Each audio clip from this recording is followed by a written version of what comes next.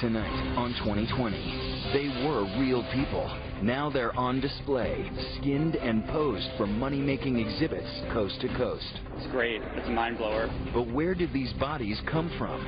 It's our responsibility to ask who these people are. 2020 goes undercover to unearth the China connection. And now, Elizabeth Vargas. Good evening and welcome to 2020. John Stossel is off tonight. It is the perfect setting for a horror movie, a room filled with bodies, frozen in eerily lifelike poses. And these aren't wax, they're real people being seen by millions in cities across the country. But where did these bodies come from? Who were they before they were put on display? Chilling questions Chief Investigative Correspondent Brian Ross digs into tonight. And we warn you, some of what you're about to see is graphic. It has become a runaway hit show. Human bodies, skinned, trimmed, and essentially pickled or cured in plastic. It's a mind blower. Everyone should come see it. Every vein, muscle, organ, and bone of what was once a real person, carefully preserved in ways that were not possible before. I was a little leery about coming, and then as I got here, I thought it was fantastic. The bodies are put on display in a full range of poses. Running with a football, throwing a baseball, shooting a basket. There's even a plasticized pregnant woman, her fetus plasticized too. Here, one body has been filleted, so the bones dance through the muscles. It doesn't bother me. I'm of the opinions that after you're dead, you're meat. The bodies shows, run by two different competing companies, are sweeping the country. From the Las Vegas Strip, to a San Diego shopping mall, to the South Street Seaport in New York City, which has had more than 1.5 million visitors at about $25 a ticket. We've been in 36, 37 cities, I think, so far. It's amazing. Arnie Geller is the chairman of Premier Exhibitions, which runs the New York show. It's really been the demand of the public that wants to see the human anatomy. Geller's company has reported millions of dollars in profits from the exhibitions, involving some 1,000 bodies or body parts. We've invested a lot of money in our beliefs that this was going to be a great educational program, and if it is successful, then our shareholders will benefit from that. You're making a good profit here. We're absolutely making a good profit, of course. And when you look at these bodies, do you see anything about that that is upsetting to you or disturbing? No, not at all. But with the growing exposure and profits have come growing, troubling questions about the bodies, where they come from, and how they are used. We've always treated the dead with a certain element of respect, of dignity, and then all of a sudden, we're putting them on display. Rabbi Louis Feldstein says he was stunned when a body show opened in his hometown, Atlanta. It's against respect. It's against respect for the life that was lived. For example, a set of the bodies was featured in the most recent James Bond film, Casino Royale. Wait here. The plasticized remains of 3 human beings posed playing poker, all at the request of the film's producers. For Hollywood, a new kind of prop. For Rabbi Feldstein and others, a new kind of low. It's art. It's science. No, it's entertainment. You're going to be entertained. You're going to be entertained by looking at dead bodies. Can you learn something from it? Sure. There's lots of things I can learn from. Is it right to learn from that? I would say no.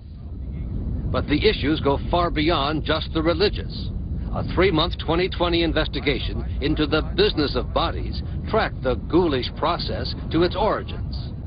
From a body processing factory on the German-Polish border to internet sites that offer the plasticized bodies for sale, to this rundown warehouse in northern China, where our undercover cameras saw what has been, until now, kept well hidden. Tell me where the bodies come from.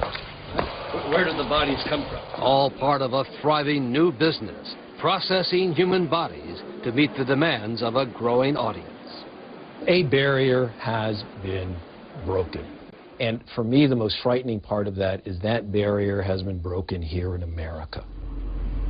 We first began to look into the business of bodies after we heard what was mistakenly delivered to the people who live in this house outside Grand Rapids, Michigan. The Larmands, who recently moved here from France, had expected a build-it-yourself table, but 2 extra bubble wrap packages came with it. And I remember turning the package around, trying to see through the bubble wrap paper what was inside. It was a human head, preserved in plastic. I dropped everything. I looked at my husband. I said, "Did you see what I saw?" It's her ear! They called the police, who soon discovered the human head had come from China. It was supposed to have been delivered to this company in Traverse City, Michigan, Corcoran Laboratories. When we checked out Corcoran Laboratories, we discovered their astounding website. Not only do they sell human bodies from China online, click here for a price quote, but they also are a supplier for premier exhibitions and part of the worldwide cadaver network. I mean, think about it. We're going to be walking down Fifth Avenue, and these things are going to be in the window of department stores. Professor Todd Olson, the president-elect of the American Association of Clinical Anatomists, says his members in New York are boycotting the show.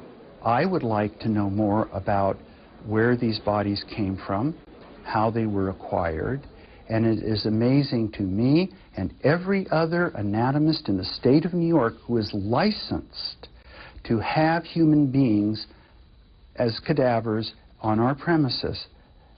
The laws that apply to us do not apply to them. And they do not have to meet that requirement? They do not.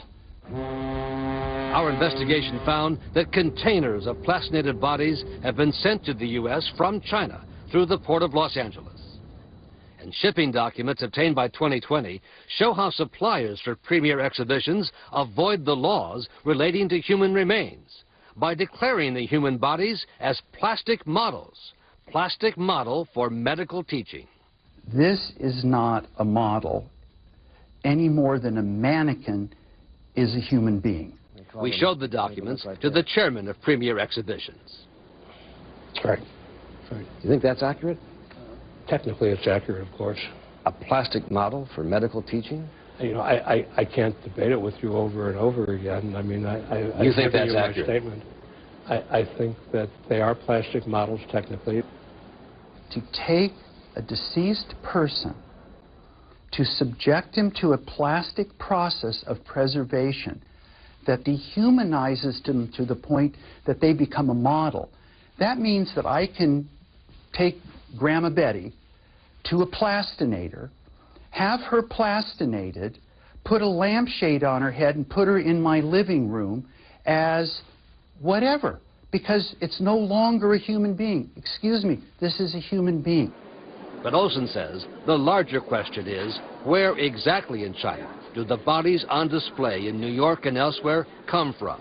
Who are they, or were they? These are healthy, robust individuals when they died. These are individuals who died in the prime of their life. My concern is that they may be political prisoners.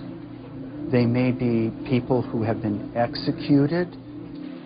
So, we went to China to investigate. Stay with us when 2020 returns.